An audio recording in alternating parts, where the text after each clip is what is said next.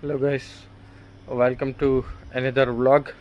ఈ వ్లాగ్లో వచ్చేసి నా వెనకున్న ఈ వెహికల్ ఇంజిన్ అయితే సీజ్ అయిపోయింది ఫ్రెండ్స్.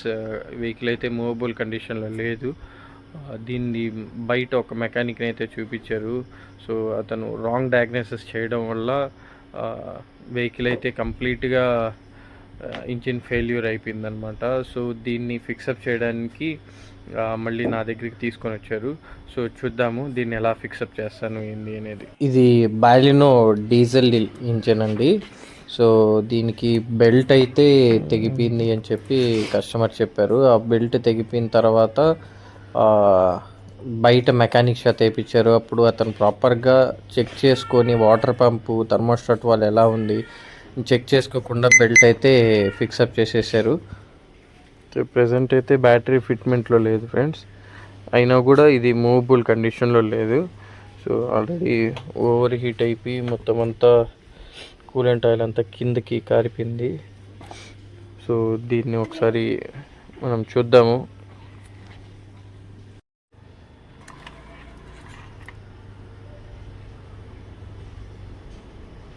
ఇంజిన్ ఆయిల్ అయితే ఉంది ఫ్రెండ్స్. లైట్గా మాడు వాసన వస్తుంది ఫ్రెండ్స్. ఇది ప్రాపర్గా కూలెంట్ ఆయిల్ సర్క్యులేషన్ లేక హెడ్ గ్యాస్కెట్ కొట్టేసినట్టుంది ఫ్రెండ్స్. సో మనం ఇప్పుడు హెడ్ గ్యాస్కెట్ని అయితే ఒకసారి ఓపెన్ చేసి చూడాలి.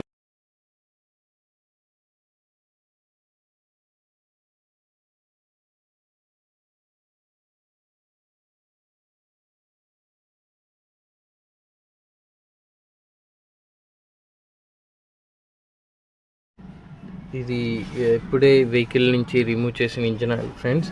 సో దీంట్లో అయితే కూలెంట్ ఆయిల్ అయితే మిక్సప్ అయ్యింది, చూస్తున్నారు కదా. సో ఇంజిన్ లోపలికి అయితే కూలెంట్ ఆయిల్ అంతా వెళ్ళిపోయింది అనమాట. సో దీన్ని ఖచ్చితంగా ఇంకా హెడ్ ఓపెన్ చేయాల్సి వస్తుంది. ఫైనల్ అయితే ఇంజిన్ అయితే ఇంకా డౌన్ చేయబోతున్నాం ఫ్రెండ్స్. సో మొత్తం అంతా డిస్మాంటిల్ చేసేసాము. సో ముందరగా నేను చెప్పినట్టుగా దీన్ని ఇంజిన్ అయితే హెడ్ గ్యాస్కెట్ కొట్టేసినట్లుంది. సో ఇంకా engine pistons, connecting rods, bearings ఎట్లా ఉన్నాయి అనేది ఇంజిన్ డిస్మాంటిల్ చేసిన తర్వాత చూడాల్సి వస్తుంది. So stay tune. సో మీకు ఇలాంటి అప్డేట్స్ వస్తూనే ఉంటాయి. So subscribe.